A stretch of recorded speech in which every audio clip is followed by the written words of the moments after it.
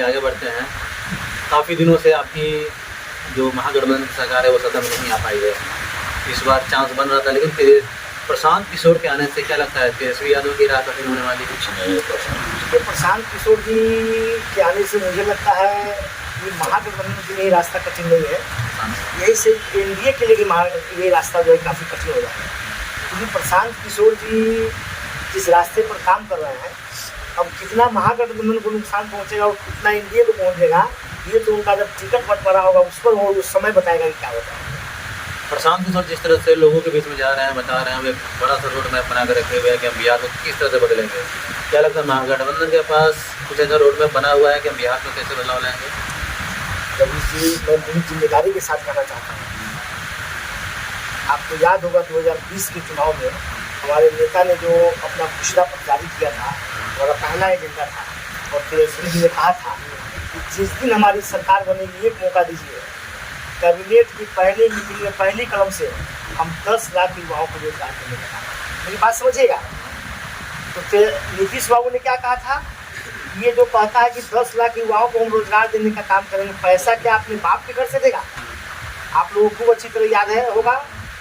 तो और उसके बाद नीतीश जी ने घोषणा किया कि हम 19 से 20 लाख नौकरी देने का काम करेंगे, वही नीतीश जी ने घोषणा किया। और जब 17 महीने की सरकार में हम गठबंधन में आए तो नीतीश तेजस्वी जी ने कहा कि नहीं, हमने वादा किया है कि हम नौकरी देंगे, इसलिए इस पर आपको काम करना पड़ेगा, और लगभग 5 लाख लोगों को नौकरी देने का काम किया तेजस्वी जी ने। और ऐसा उन्होंने नौकरी का जाल बुना, ऐसा उन्होंने माहौल बनाया कि आज इस देश के जो प्रधानमंत्री 2014 में बोले थे, पूरी दिन याद है मुझे, लाल किला के प्रचलित से पहले कहते थे कि हमको एक मौका दीजिए, प्रति वर्ष 2 करोड़ युवाओं को नौकरी देंगे, कभी कुछ पर नहीं बोल रहे थे। लेकिन आज इस देश के प्रधानमंत्री भी और यहाँ के मुख्यमंत्री नीतीश कुमार जी भी कहते हैं कि अब हम 10 लाख रोजगार देंगे, 20 लाख, अभी 2 दिन बोले उन्होंने 1 करोड़ रोजगार दे दिया। उन्होंने बोला जिसका कार्य प्रशांत किशोर जी ने किया, तो बीज तो हमने बोया है, हमने बीज बोया, उसी आधार पर आज पूरा जो सत्ता सरकार में लोग बैठे हैं उसी को मान रहे हैं। और प्रशांत किशोर जी कह रहे हैं कि हम भी नौकरी देंगे, काम करेंगे, पलायन रोकेंगे, हमारे ही आधार पर तो सब लोग बोल रहे हैं। लेकिन हम स्वागत करते हैं प्रशांत किशोर जी का भी, कि जो तेजस्वी जी हमारे कर रहे हैं, आप हमको साथ देने के लिए तैयार है, इस आधार पर उनका स्वागत करते हैं। इसमें भी लंबा बहस देखने को मिला, सदन से लेकर सड़क तक। नीतीश कुमार कहते थे कि जो नौकरी हम दिए हैं, ये तो अपना वाहवाही कर रहा था, इसलिए हम बाहर गए। नीतीश की नौकरी देने 2020 के पहले क्यों नहीं नौकरी दी? आप बताइए। 2005 में नीतीश बाबू और 2020 में जो तेजस्वी जी घोषणा किए, ये जो 15 साल का समय था, हमारे सब गार्जियन यहाँ बैठे हुए हैं, हम लोग पाठक टोला में बैठे हैं, आप भी नवयुवक है, आप बता दीजिए 2005 से 20 तक नीतीश कुमार जी ने कितने लोगों को, क्या वो नौकरी की बात की थी? हमारे प्रधानमंत्री भी कहते थे कि जो हमारे पढ़े लिखे युवा है उनको ये पकौड़ा जो है कि बेच के ही जीवन यापन, इसको भी वो नौकरी मानते हैं।